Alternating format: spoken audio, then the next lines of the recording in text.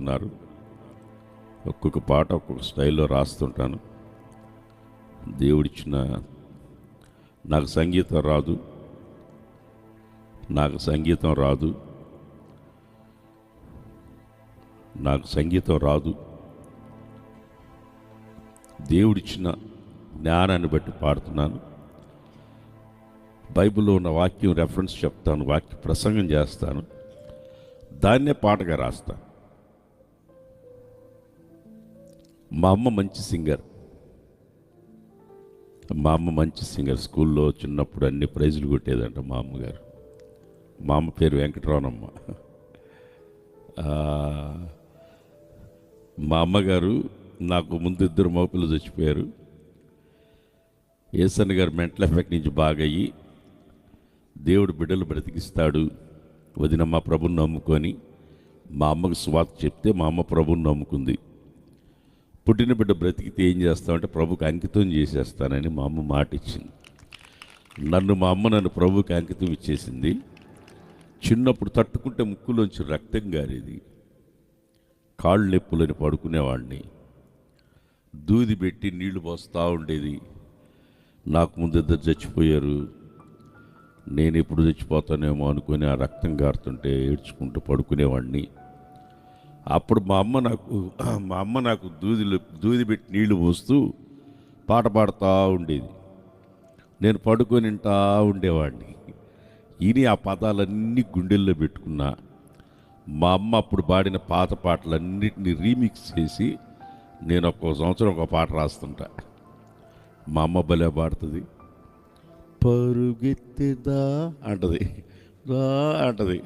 అవన్నీ స్టైల్గా పాడుతుంది మా అమ్మ. నాకు కూడా అదే వచ్చింది. చాలామంది నన్ను అడుగుతుంటారు, ఏమో ఇట్ట పాడుతావు, అట్ట పాడుతావు, ఎగరతావు, గంతులేస్తావు, నాట్యం ఆడతావు స్టేజ్ మీద అంటే నన్నేం చేయమంటావు? రక్షించబడిన వాటిలోంచి నోట్లోంచి కొత్త కీర్తన వస్తుంది, బైబిల్లో ఉంది. దేవునికి స్తోత్రం కలుగును గాక. లేడీ పిల్లల వల్ల గంతులు వేస్తారని రాసింది బైబిల్. నేను రక్షించబడినప్పుడు ఎంత ఆనందంగా ఉన్నాడో ఈ రోజు వరకు కూడా అదే ఆనందం నాలోంచి దేవుడు తీసివేయలేదు. అదే ఆనందంగా ఉన్నాను. ఈ చెయ్యికి క్యాన్సర్ వచ్చి హాస్పిటల్లో పడుకొని ఉన్నాను. ఇక్కడ నాకు పైప్ ఎక్కించున్నారు, ఇంతలో పైపు ఊపిరితిత్తుల్లోకి. ఇక్కడ చేతులకు సెలైన్ ఎక్కుతూ ఉంది, బ్లడ్ పడుతూ ఉంది. నాకు 4th స్టేజ్ క్యాన్సర్ అని చెప్పారు. ఈ చెయ్యి ఖాళీగా ఉంది. ఈ చేత్తో మంచం మీద దొరువు వేసుకుంటూ పాటలు రాసిన. దేవునికి స్తోత్రం కలుగును గాక, దేవునికి స్తోత్రం కలుగును గాక. పాటలతోనే పయనం సాగాలనే పాట అపోలో హాస్పిటల్లో, క్యాన్సర్ హాస్పిటల్లో క్యాన్సర్ 4th స్టేజ్ అని రూమ్లో పెట్టుకుంటే రాసిన. అప్పుడు కూడా నేను కన్నీళ్ళు పెట్టలా. ఎందుకు పెట్టలేదంటే ఒకటే నాకు తెలుసు, ఈరోజు సజీవ లెక్కలో పెట్టంటే ఈరోజు దేవుని కోసం నేను ఏదో ఒకటి చేయాలి. దేవునికి స్తోత్రం కలుగును గాక. రేపు నాకు అనవసరం. ఈరోజే దేవుని కొరకు నేను ఏమైనా చేయాలి. నేను మొట్టమొదటి పాడిన పాట శాశ్వతమైనది. ఆ రోజు నుంచి ఈ రోజు వరకు సంవత్సరానికి ఒక పాట ఏసన్న గారిని మెడ్రాస్కి తీసుకెళ్ళి రికార్డింగ్ చేసిన. ఏసన్న గారిని మెడ్రాస్కి తీసుకెళ్ళి ఈరోజు మీరు ఏసన్న గారి పాటలు వింటున్నారంటే అన్నని 1990లో మెడ్రాస్కి తీసుకెళ్ళి పాటలు రికార్డింగ్ చేసిన. మ్యూజిక్ డైరెక్టర్లు ఎవ్వరు లేరు, నేనే నోటితో మ్యూజిక్ ప్లే చేయించిన కీబోర్డ్ ప్లేలకి. అప్పట్లో మా మామగారు తబలిస్ట్ శాంతి గారని, మంచి తబలిస్ట్, రొటేషన్ ప్లేయర్. అతను మా చిన్నప్పుడు ఏసన్న గారు అతను ఎత్తుకున్నాడు మా మామని. మెడ్రాస్కి తీసుకెళ్ళి నోటితో చెప్పి మ్యూజిక్ మొట్టమొదట 2 ట్రాక్ రికార్డింగ్ చేసిన. తర్వాత సంవత్సరం క్యాసెట్ రికార్డింగ్. సంవత్సరానికి ఒక పాట నేను రాయడం, అన్నతో కూడా నేను కూడా ఒక పాట రాయడం, అది ఆనవాయితీగా మారింది. ఈరోజు వరకు హోసన్న మినిస్టర్లో పాటలు రాస్తూనే ఉన్నాం. నేను రాస్తూనే ఉంటాను, నెలకు ఒకటి రిలీజ్ చేస్తుంటాను. హోసన్న మినిస్ట్రీ కర్నూలు ఛానల్లో మీరు కానీ కొడితే మీకు నెలకొక పాట, కొత్త పాట వస్తుంటుంది. ఈ మధ్య సండే స్కూల్ పాటలు కూడా రాసినాను. హోసన్న మినిస్ట్రీకి సండే స్కూల్ పాటలు లేవు, అవి కూడా రాస్తున్నాను. ఒక్కొక్క సిచ్యువేషన్ సాంగ్స్ కూడా ఉండాలి హోసన్న మినిస్ట్రీకి అని. అన్ని వర్షిప్ సాంగ్సే కాదు, అన్ని రకాలుగా ఉండాలని చేస్తూ ఉన్నాను. ఒక్కొక్క నా ఫ్రెండ్స్ మ్యూజిక్ డైరెక్టర్లు పెద్దోళ్ళు ఉన్నారు.